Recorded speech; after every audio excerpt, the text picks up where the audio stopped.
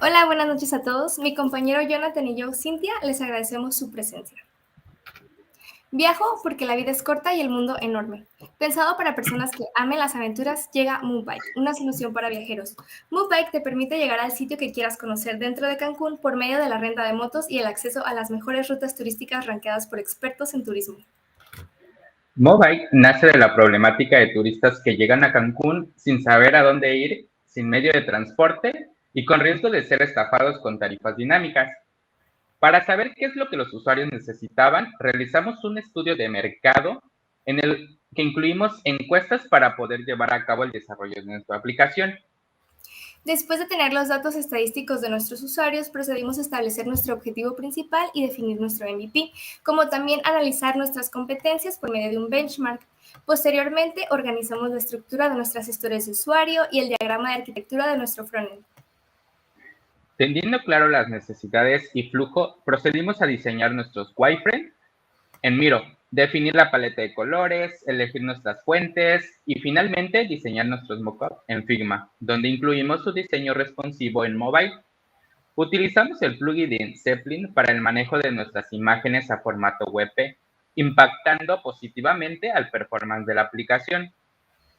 Para la realización de nuestras tareas, aplicamos la metodología ágil sobre el framework de Scrum, en el cual manejamos dailies y weeklies, como también organizamos nuestras entregas por medio del tablero de Asana. Como método de integración de código utilizamos Gitflow. Creamos una organización en GitHub dividiendo un repositorio para el backend y dos repositorios para el frontend.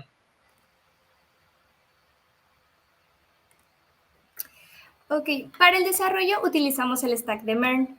Inicialmente, realizamos nuestro diseño de base de datos donde establecimos nuestra estructura de backend utilizando Clean Architecture, separando los elementos y funcionalidades por capas. Empleamos como entorno de ejecución Node.js, MongoDB para nuestra base de datos NoSQL, así como Mongoose para la conectividad y manipulación de consultas a esta base de datos. También utilizamos Insomnia para poder probar nuestros endpoints que iban a pasar a producción. Como pueden ver, aquí están nuestras colecciones. Finalmente, nuestra API se deployó en AWS por medio de Continuous Integration con el servicio de Elastic Beanstalk y Code Pipeline. También como hosting para el frontend desplegamos en Vercel. Nuestro diagrama de arquitectura de la aplicación muestra los servicios que utilizamos para nuestro desarrollo y cómo interactúan entre sí. Implementamos React para nuestro frontend y como framework Next.js consumimos las APIs como SendGrid, Stripe y Macbox.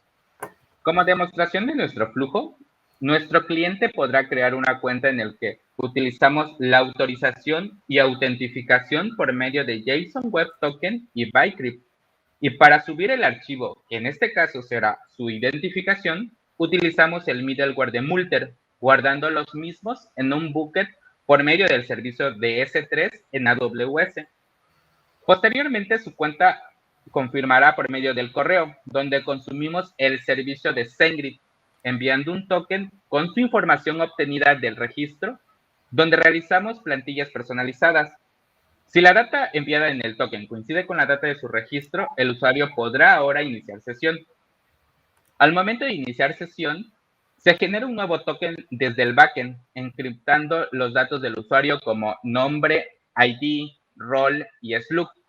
Dicho token se almacena en el local storage para su uso personalizado por cada usuario en la aplicación. Al ingresar a nuestra app, lo primero que se ve nuestros usuarios es la landing de los servicios de mobile que ofrece. Para realizar una reserva existen dos flujos, ya sea eligiendo sus fechas en la primera instancia o escogiendo unas motos por medio de estas cards. Siguiendo el flujo de las cards, escogemos nuestra moto o scooter, después escogemos nuestras fechas y horas de interés. Consumiendo la API de Macbox, escogemos la ubicación de dónde queremos que nos entreguen nuestro vehículo o bien tenemos la opción de recogerlo en la sucursal. Anotamos nuestra dirección y utilizamos el PIN para acomodar en nuestra ubicación exacta. Al dar clic en reservar ahora, concatenamos la dirección, ciudad, estado, código postal y lo almacenamos en el campo de address del modelo de la reserva. misma que será reflejada en la aplicación del usuario administrador con la finalidad de que la empresa sepa dónde tiene que entregar su vehículo. En esta parte rectificamos el preview de nuestra reserva. Finalmente, agregamos la información de nuestra tarjeta donde se realiza la transacción mediante la pasarela de pago Stripe. Para obtener un pago exitoso, realizamos la siguiente lógica, donde consumimos la API de Stripe.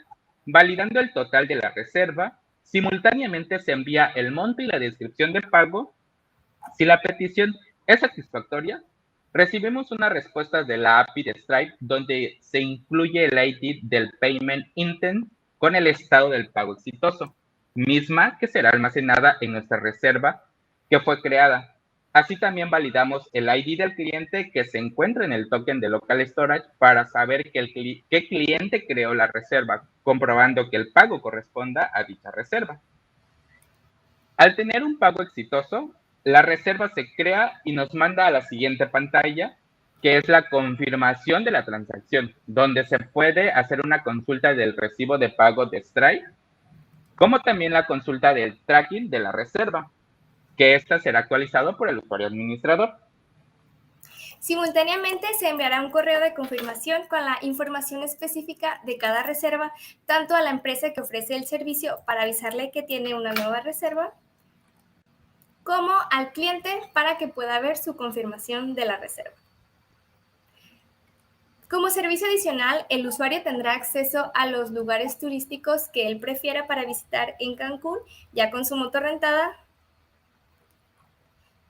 y teniendo acceso a estos mismos, a sus favoritos, por cada uno podrá tener acceso a su propia ruta, la que nos apoyamos de los iframes en Google Maps, y va a poder tener la ubicación exacta de la misma. Con este conjunto podemos ver que ya le brindamos al usuario transporte y experiencia. Por otro lado, la parte del administrador tendrá su propio flujo para poder coordinar sus servicios de red. Como demostración de flujo del administrador, el administrador podrá iniciar sesión donde lo primero que se le mostrará es su dashboard de estadísticas. Aquí podrá analizar sus ventas, sus números actuales, sus vehículos más rentados, su calendario de reservas para tener un preview de su trabajo actualizado. Siguiendo en el menú, también tendrá acceso a consultar todas sus reservas, donde podrá editar el estado de cada una. Cada vez que se actualicen, se envía una petición patch al endpoint de reserva actualizando el campo de status, en el cual se consume dicho servicio a través del Fetch API.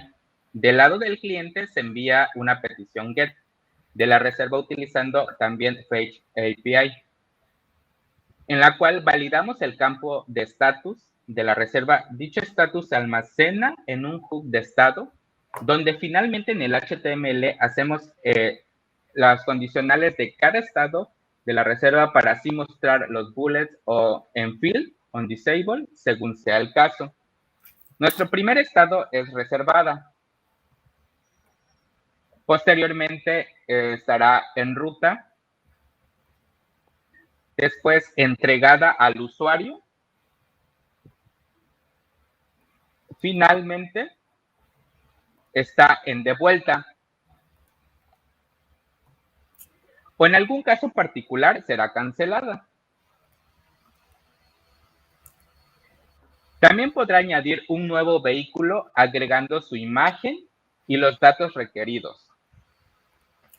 Aquí el usuario administrador podrá tener su propia base de datos para sus vehículos, donde puede escoger su imagen, pone el nombre de su vehículo, la cantidad que va a subir, la edad de la persona que puede manejar ese vehículo, su depósito, número de póliza, placas, todo lo que tiene que subir para que se pueda rentar un vehículo.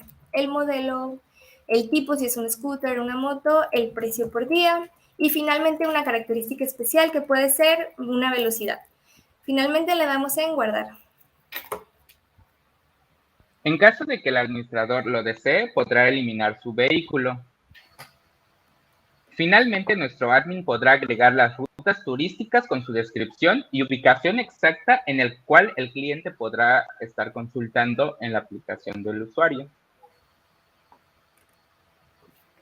En el performance de la aplicación logramos obtener resultados óptimos, esto gracias a la implementación de buenas prácticas de desarrollo, así como la optimización de imágenes, teniendo los siguientes resultados. Como les pudimos mostrar, toda nuestra app está enfocada en facilitarte el acceso a tu próxima aventura. Así que no esperes más, ingresa a moonbike.mx. Muchas gracias a todos por su atención y su tiempo. Buenas noches. Buenas noches.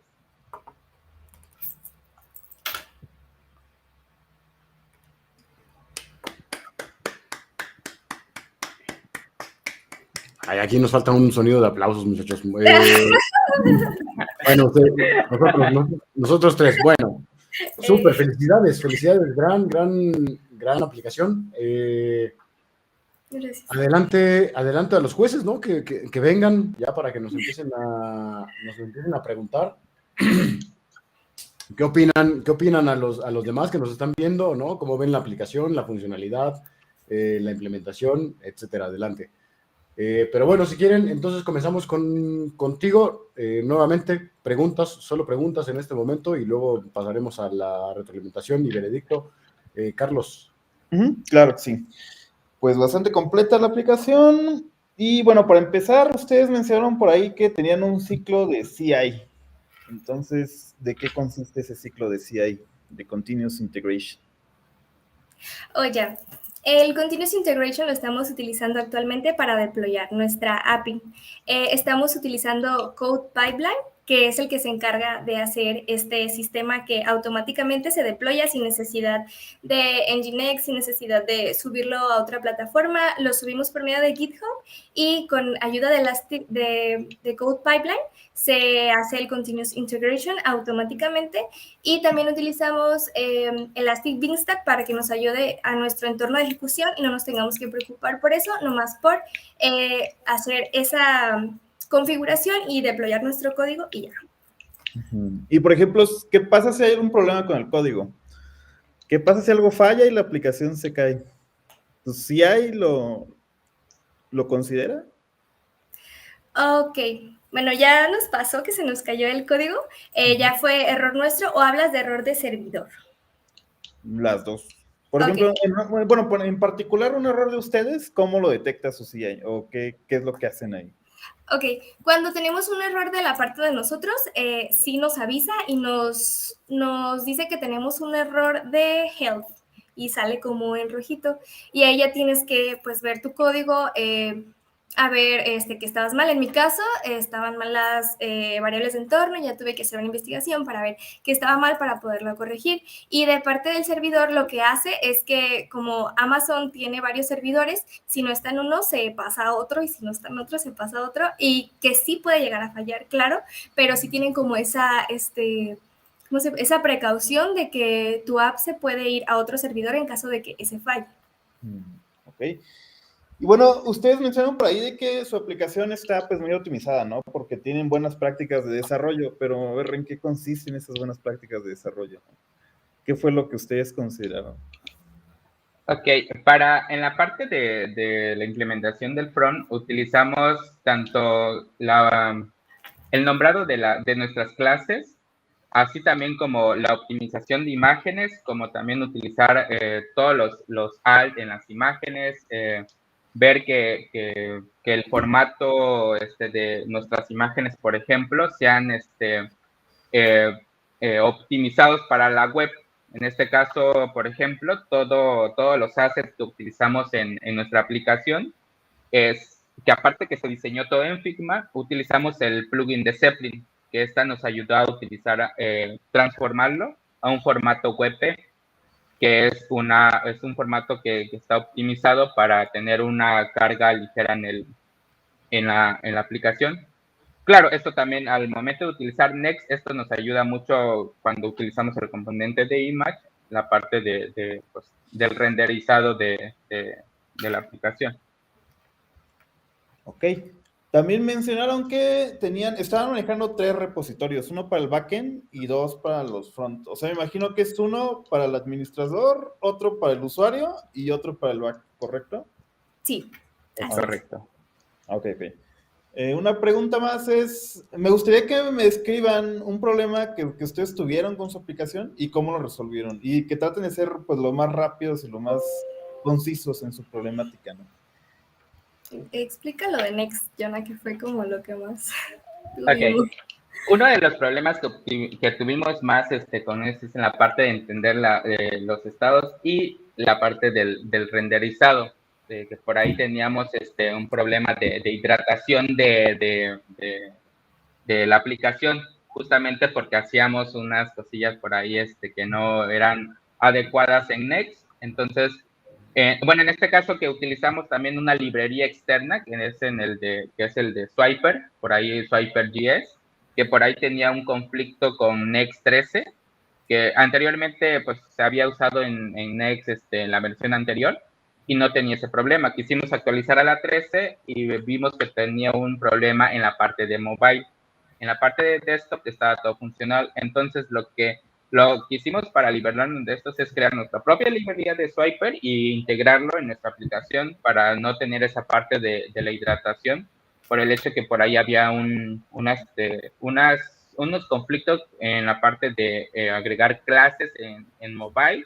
Entonces con eso pudimos resolver, porque si se dieron cuenta, utilizamos muchas cards y muchos slider para mostrar justamente todas esas cards, ya sea de las motos o de las rutas turísticas. Y eso creo que fue lo más completo en la parte del frontend. Lo demás, todo fue fluido, siempre y cuando basándonos en la documentación, que muchas veces nos liberó de tantas horas ahí de buscar qué era, leyendo la documentación, entendiendo qué es lo que requerimos para lograr quizás, no sé, obtener un dato, actualizar un estado, etcétera. Ok. Y bueno, otra es que, ¿qué característica de su aplicación les gustó más a cada uno, ¿no? ¿Y por qué? Y no sé cuál fue el reto en esa aplicación, en esa feature. Ok, de mi parte, la característica que me gustó más fue haber integrado Stripe porque fue un gran reto. Y la feature que más me costó a mí fue en general la integración del back al front. Y ya, por mi parte es eso. Pues de mi parte fue igual, hasta unado en la parte de Stripe, mantener esa fiabilidad de los pagos, ¿no? De poder integrar correctamente la API de Stripe con la forma en que se hace la reserva, identificar qué usuario está reservando tal cosa, y la parte de las validaciones que vienen del backend, en cuestión de autorización y autentificación del usuario. Sí, también SendGrid estuvo muy divertido integrarlo. Fue un reto, pero también así como diseñar la template dinámica, también estuvo cool. Ok, y una última pregunta de mi lado. ¿Los dos estuvieron trabajando en backend y frontend o hubo alguien que hizo más de un lado que de otro? Pues ahí, sí, como que yo me metí más al back y él se metió más al front, pero siempre, si había problemas, los dos nos conectábamos y o dame ideas para hacer esto y dame ideas para el otro. Entonces los dos estuvimos en comunicación continua para apoyarnos uno al otro, pero sí, yo predominé un poco más en el back y Jonah en el front. Ok. Es correcto. Okay. Pues de mi lado son todas las preguntas que tengo. Gracias y bastante. Gracias. Gracias a ti. Muchas gracias. Gracias, Charlie. Adelante, Jaime, volvemos contigo. Preguntas, ¿no? Solo preguntas en este momento y luego volvemos a crítica, feedback y veredicto. Creo que sí. Bueno, retomando un poco de lo que mencionaron con respecto al performance, me gustaría saber cuáles fueron las métricas precisamente que midieron o que tomaron en cuenta para medir la capacidad de respuesta de su aplicación. Ok, en la parte del front estuvimos haciendo pues las pruebas en la parte del tiempo de renderizado de nuestra aplicación, que en este caso está entre los .4 y .5 segundos, en que cargue toda la aplicación en la parte de la landing. Ese fue una como tal, en cuestión del front. ¿Y para la parte del back? Para el back, respecto a performance, no hicimos pruebas por el momento, solo nos enfocamos en el front. Y ya, básicamente hicimos las del front. Ok. Igual, para la parte del backend, ¿qué medidas de seguridad tomaron, digamos, ahorita como están ocupando ustedes el API, pues creo que no habría ningún problema, pero para cuando entre a producción, ¿tomaron algunas medidas de seguridad para proteger su API? Para proteger la API, bueno, utilizamos varios middlewares para que nadie pueda acceder a esas partes de la API a menos que tenga una autorización previa. Utilizamos middleware para inicio de sesión, para rol, para que sea su propia cuenta. Entonces, nadie podría acceder a la API a menos que tenga esa previa autorización. Por ejemplo, para los temas que son, digamos, de lo creo que más común en cuanto a temas de API, como la inyección de códigos maliciosos de SQL, algo de eso. No, eso aún no. Eso aún no lo hemos implementado, pero sí tenemos pensado escalarlo y meterle muchas más cosas. Ok, ya lo tienen en la mira. Sí. Muy bien. Y, por ejemplo, para pruebas unitarias en cuanto a su código, tanto del backend como del front. Dentro del front, por la parte de los alcanzables que nos propusimos en el MVP, por ahí tuvimos algunas pruebas manuales que estuvimos haciendo, que por ahí nos estuvieron recomendando, que con ayuda por ejemplo, de GitHub y utilizando GitFlow, hacíamos toda la parte del código que estuviera pues, correcto, funcionando bien en la parte de develop, para posteriormente pasarlo a la rama de producción, en este caso que es main. En la parte de hacer pruebas unitarias se consideró, pero por el tiempo estimado que teníamos en cada uno de los sprints, por ahí no alcanzó, pero sí está considerado en nuestro tablero de Asana y las otras funcionalidades que tenemos por implementar. Para la parte de la base de datos, ¿tienen más o menos ahorita un estimado de cuántas conexiones podrían recibir de forma simultánea? ¿O más o menos tienen ese dato como cómo podría crecer a futuro? Respecto a la API, aún no tenemos como el valor exacto, pero de una investigación que tuve, leí que AWS ya por predeterminado te acepta aproximadamente 1000 usuarios a la vez, y en caso de que sobrepase ese nivel, la app se hace como, no sé cómo llamarlo, pero hace que puedan entrar más usuarios. Pero eso es lo predeterminado que leí en la documentación que tenemos de AWS. Realmente no tenemos como la cantidad exacta todavía. Muy bien. Bueno, pues creo que de mi parte, de momento son todas mis preguntas. Muchas gracias. Gracias. Gracias, Jaime. Adelante, Lalo, por favor. Desde Globant, ¿qué preguntas hay? Ok. Bueno, ¿cuál fue la estrategia para gestionar todas las vistas que tienen en la aplicación? Ok. En la parte de la aplicación, pues nos estuvimos basando mucho en la parte de la investigación, las encuestas que realizamos a los usuarios en grupos como tal de turistas. Posteriormente empezamos a definir las épicas de usuario, empezamos a ver las necesidades, el flujo que necesitamos para nuestra aplicación. Diseñamos los wireframes, agregamos pues todo lo correspondiente a lo que requerimos para que nuestro flujo sea correcto y sea completo, por así decirlo.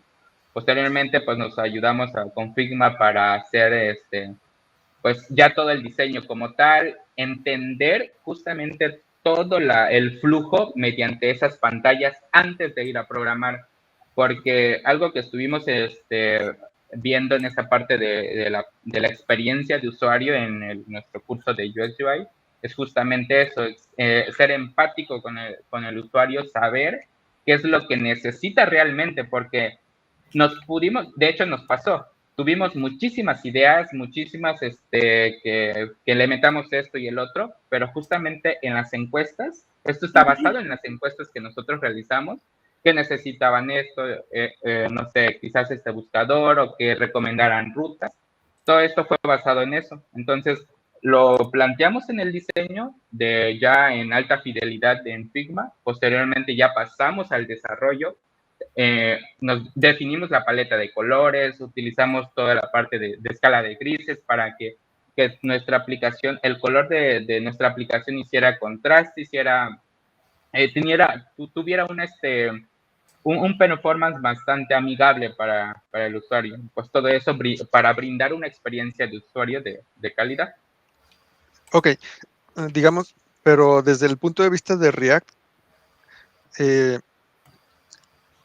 ¿cuál fue la estrategia para manejar todos estos componentes desde React?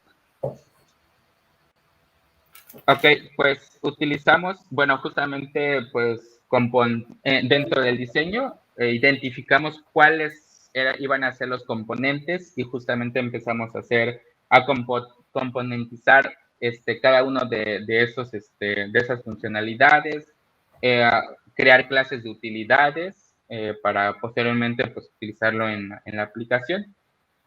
Y o sea, antes de empezar, bueno, de hacer todo el maquetado, ya teníamos como definido los componentes que íbamos a utilizar en toda la aplicación y justamente para reutilizarlo. Ok, perfecto. En cuanto bueno, por ahí mostraron también una pantalla donde se realiza el pago por la renta. ¿Eso, digamos, está funcionando o es solamente algo, digamos, para presentar? O sea, ¿hay una integración con el módulo bancario o es solo una página para poder mostrar digamos, lo que se planea? Sí, ya está integrado con la API de Stripe. De hecho, por acá podemos obtener no sé si se ve la pantalla. Podemos obtener el pago que se realizó, el último pago que se realizó. Y justamente en la parte de la integración, ya hacemos el pago como tal. Y justamente lo que nos devuelve Stripe, que es el ID de la intención de pago exitoso, es la que guardamos en nuestra reserva de nuestra aplicación. Eso ya guarda en la base de datos en la cual utilizamos. Se dan cuenta, acá está la moto que se rentó. Pero sí es funcional. En este momento estamos en Test Data, que es Stripe de prueba para pues, hacer nuestras pruebas, que pase la tarjeta de prueba que te ofrece Stripe. Pero cuando ya quitemos el Test Mode, que está arriba a la derecha, pues ya sería, ya podríamos integrarlo formalmente. Ok, excelente. Ya para recibir dinero de verdad. Ok. En cuanto a las herramientas, tanto sea de backend como frontend, o también CI/CD, ¿pueden mencionar algunas herramientas que, digamos, enfocadas más que nada en las buenas prácticas? Pues en el lado del front, pues como por ahí mencionamos, la parte de Zeppelin, que en cuestión de la optimización de imágenes, Zeppelin nos ayuda a obtener formatos optimizados para la web, en este caso es WebP. Eso fue uno de las herramientas que nos ayudó bastante para tener pues, el performance que pudimos lograr.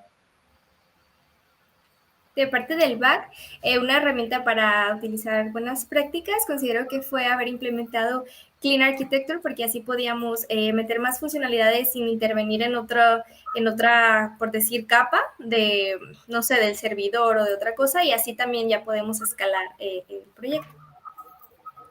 Ok. Patrones de diseño que puedan mencionar. ¿Hicieron uso de alguno? Bueno, en cuestión de patrones de diseño, en cuanto a la usabilidad, en cuestión de los select, los radio buttons, por ejemplo, en la parte de elegir la ubicación y los inputs, fue como alguna de lo que pudimos implementar. Esto pues apoyado de toda la parte del UX utilizando Figma. Ok. Y bueno, otra duda. ¿Ustedes desarrollaron la estructura de la base de datos o hicieron uso de alguna API para, digamos, apoyarse pues con el, vaya, para traer toda la información de motos y scooters?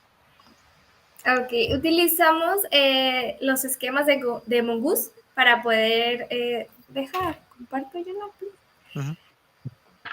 para poder hacer cada colección y mediante referencias ya pudimos.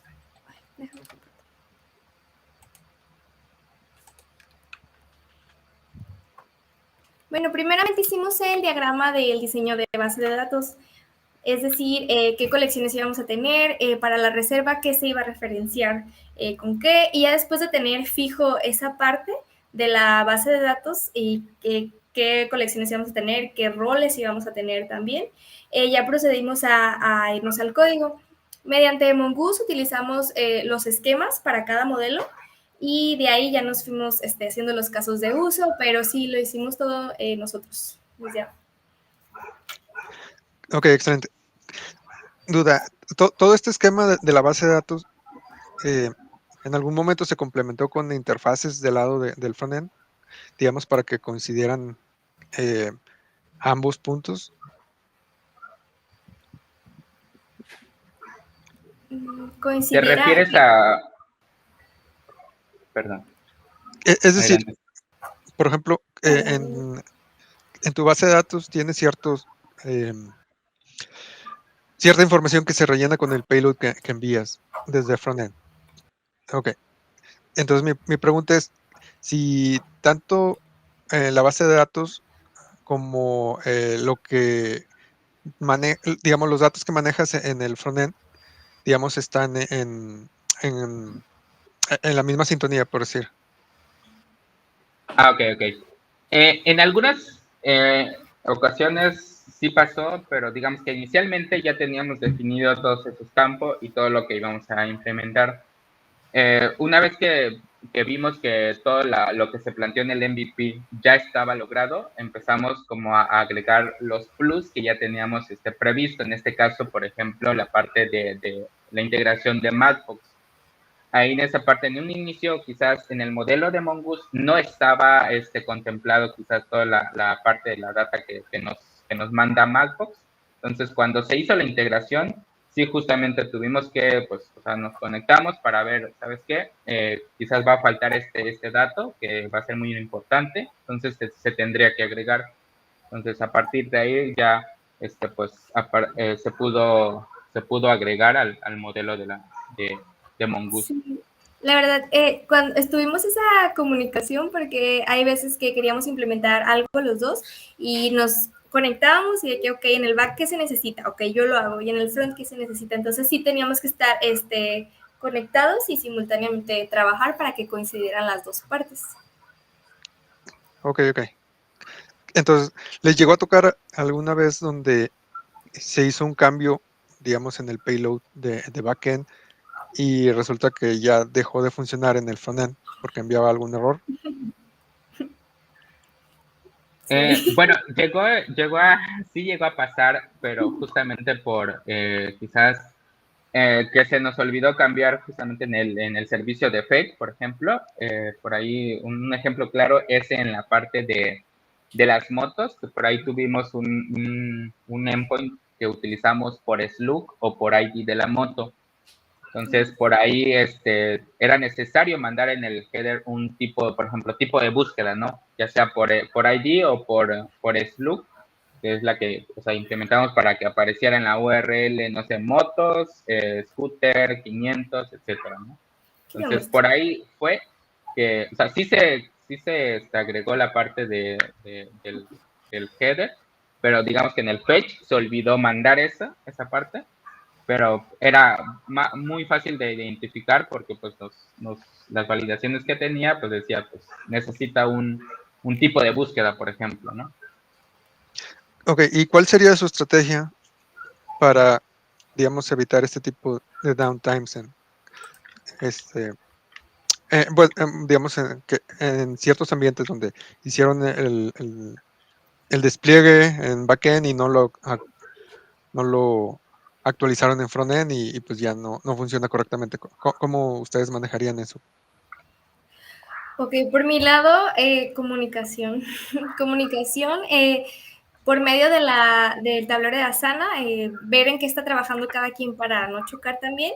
Y si a alguien se le ocurre algo nuevo, comunicarlo para que no choque exactamente con lo que quieren hacer en el front. Pero sí, para mí, comunicación, no sé. Bien. Así es. Agregando con lo que dijo Cintia, la primera vez que nos pasó, posteriormente ya pues, lo implementamos, que nos mandábamos toda la colección de Insomnia y lo agregamos también en Asana. Por ejemplo, este endpoint le corresponde no sé, esto va a llevar. Entonces, ya estábamos enterados de que, ok, ya iba a llevar por Slug, o por ejemplo, este tipo de endpoint iba a ser por Slug, el otro va a ser por ID. Entonces, yo ya me encargaba de poner eso en los headers y ya no teníamos ese detalle. Cada modificación nos avisábamos, literal. Así es. En la primera que tuvimos por qué no funcionaba, ya empezamos justamente a avisar y a documentar, por ejemplo, o sea, en Insomnia ya llevaba, yo, por ejemplo, revisaba qué es lo que llevaba en el header, ya lo abstraía y lo ponía en el servicio de fetch. Sí. Excelente. Y ya, bueno, por última, mi pregunta. ¿Cómo ustedes se aseguraban que el código funcionara como se esperaba? O sea, programas una función, ya sea en backend o en frontend, y cómo te das cuenta tú que realmente está funcionando. ¿Qué estrategia utilizaron? Perdón. Del lado del back, como cliente utilizaba Insomnia, que era donde probaba los endpoints y ahí veía los errores que me traía. También por medio de un middleware manejaba el error del status HTTP, entonces ya me traía el error que era y ahí ya trabajaba sobre él, pero sí, de mi lado, en Insomnia.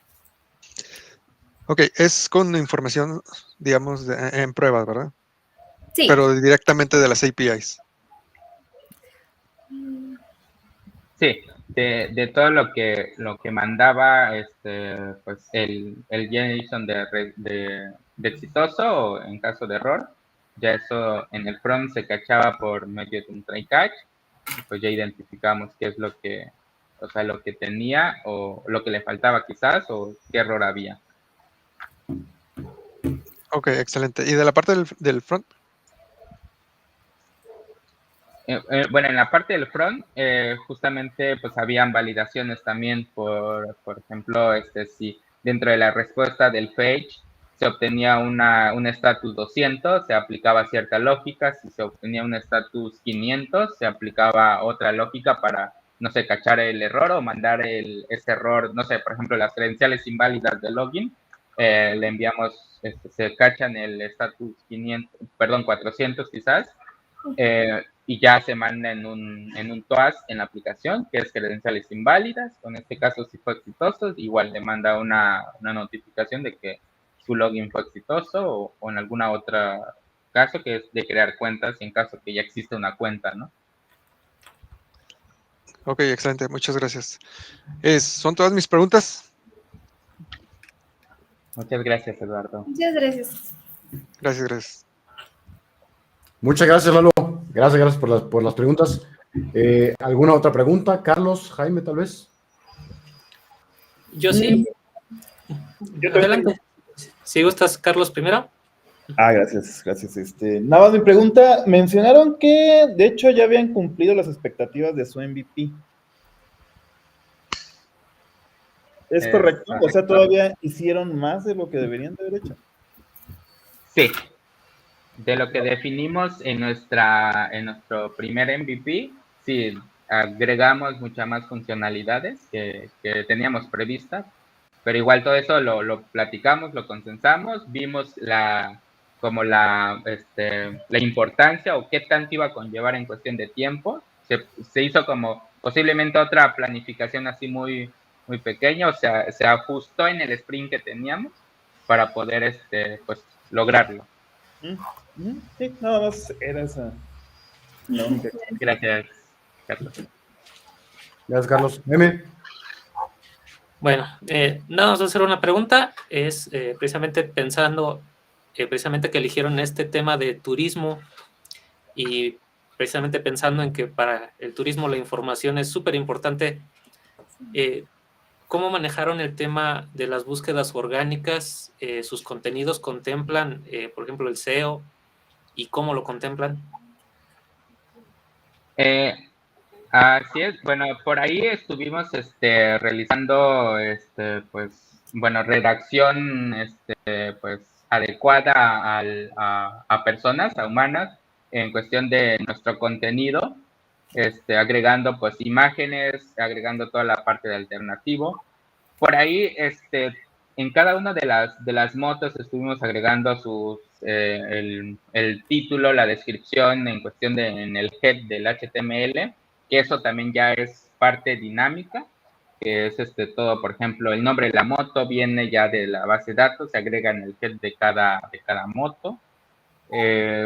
Todo eso, pues, sí se contempló, se agregó hasta un punto, pero digamos que no al 100%, que digamos una técnica de SEO así súper robusta, no fue, porque igual pues no, es algo, un plus que estudiamos, nos pusimos a investigar el posicionamiento de nuestra aplicación, qué tanto nos ocupamos para que justamente otros usuarios lo vean, y más que nada extranjero.